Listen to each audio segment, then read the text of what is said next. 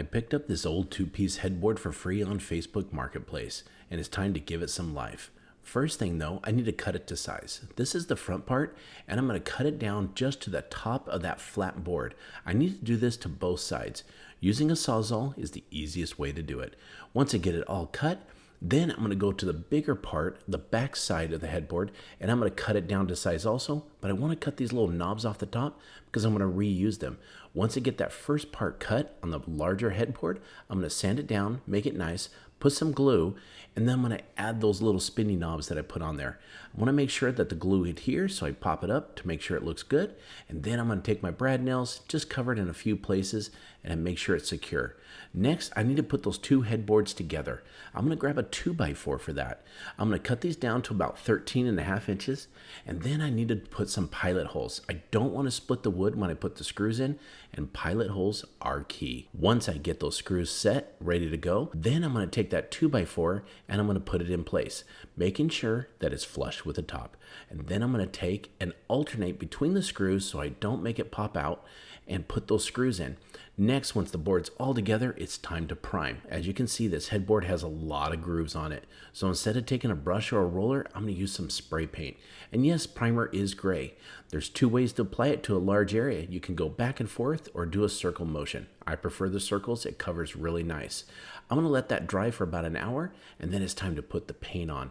I use a nice quality paint, and again, because of all the grooves, it's time to spray it. That way I can get it covered real nice and get about 2 to 3 coats on there. I'm going to get every single area, and then it's time to turn my attention to the bench. I'm going to use some 1x6s for this. If I put 3 of them together, it's going to make the perfect width. But that back one needs some notches cut out. I'm going to use a jigsaw to cut that, sand it up to make it nice and smooth with the edges, and then the magic here is wood glue. Wood glue, if you put it down, it's going to put to all the sides, and it'll make sure it's nice and strong. Once that glue's down, I'm going to be very careful, put that first back piece in with the notches, and then I'm going to use my brad gun to put it in place. Just 2 nails to hold it down until the glue sets up. Next, it's time to put the last 2 pieces in, lay out all the glue, put the pieces down very carefully, and again, turn back to the brad nail and put those in. Just takes a few. Then I'm going to turn to some gel stain.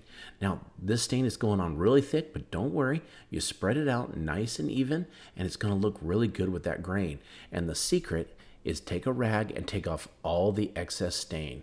Too much, it's going to get blotchy. Once we get all of that excess stain out, guess what? It's time to put it in place. And look at this. I absolutely love it. So remember, we don't throw anything away when we can upcycle it. I hope this inspired you to make your own headboard to bench decor.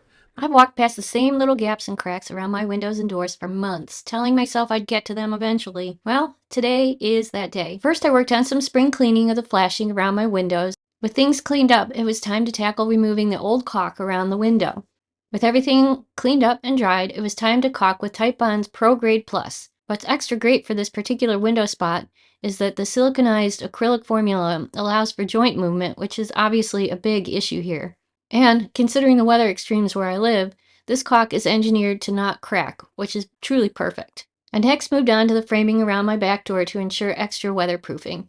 This caulk is formulated for both interior and exterior use, so I'm covered indoors and out in all the spaces I need done today. Once everything was sealed up, I was able to repaint after only waiting 2 hours, which is such a time saver. Not only has the caulk spruced up around my door, the whole door is now ready for all the seasons ahead. I then moved on to areas around the exterior framing, which had failing caulk and paint.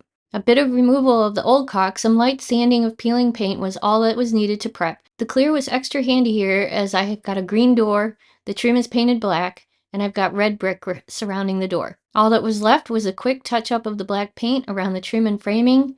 Sometimes refinishing your home doesn't mean a full renovation. Sometimes it just starts with sealing the small stuff. Thanks to Type Bond for sponsoring this video.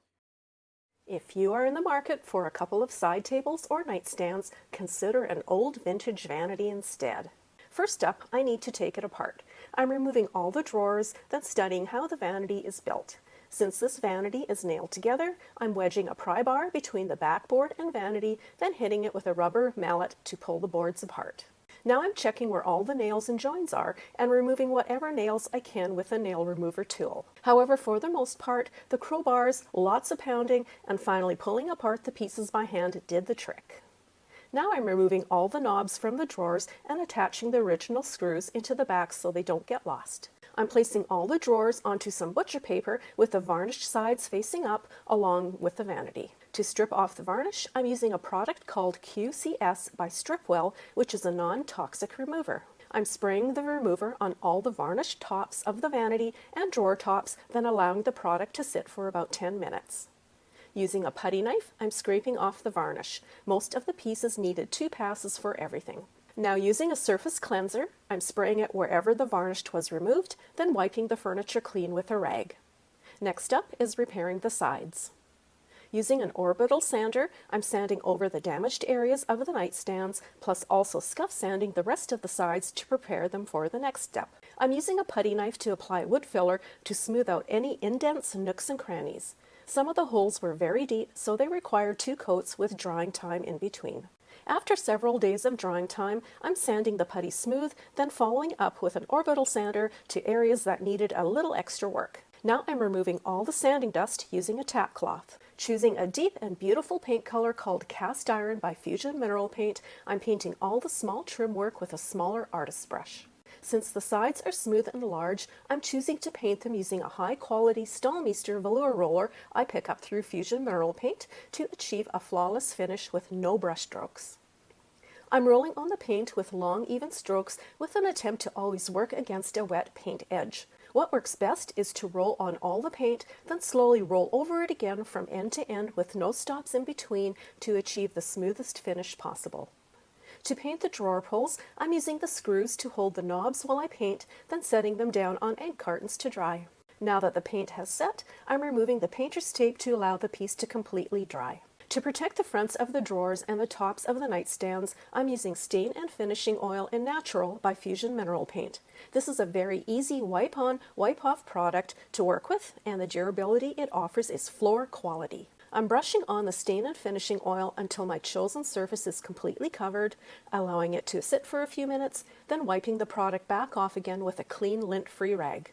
I allow this product to dry overnight. Once the paint has cured for about 30 days, I'll also be adding a coat of natural Stain and Finishing Oil on that as well for added furniture durability. And the final result are 2 absolutely stunning high-quality nightstands or side tables that are customized to suit my home. The tone of wood now looks so fresh and rich and feels as smooth as silk, which really pops against the decadent deep tone of cast iron, making this a gorgeous and timeless combination. I saw this dresser on Facebook Marketplace and I knew I could bring it back to life. So I brought it home, set it on some cardboard, and it's time to get to work. First step, take out the top 3 drawers. I don't need those. I want an open space concept, but I'm going to keep the bottom 2, but then I need to remove the hardware from the 3 drawers and get that cleaned up for shelves. I also want to save the handles. Instead of buying new handles, why don't I just refinish those also? I'm going to take them off, even if I'm not going to use them all, and I'm going to paint them.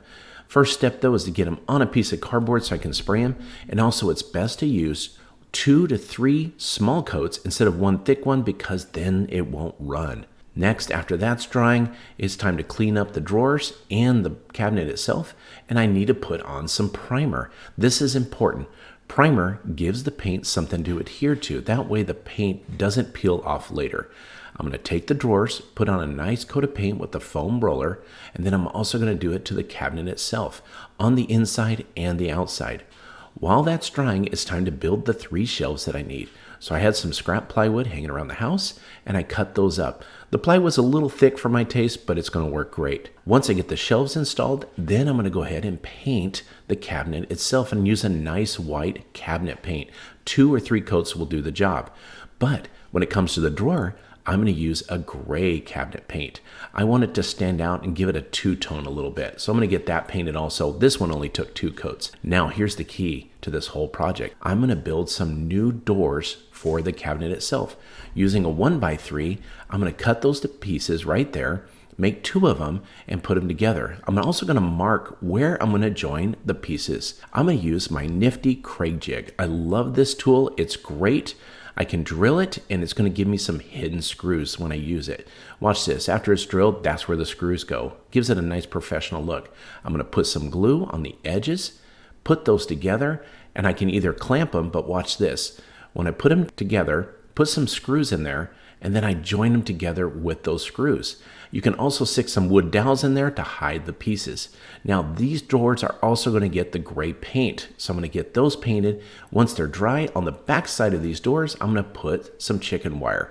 I'm going to use my pneumatic stapler to put them together. Once I do that, I can put it all the way around and it's going to look really good, but we want to make sure that it is secured. I'm going to go all the way around the edges and make sure it's nice and tight. Now I'm going to take the handle that I painted and I'm going to install that right there. And it's starting to look really good. The same for the drawers. Doesn't that look a lot better how it's all painted?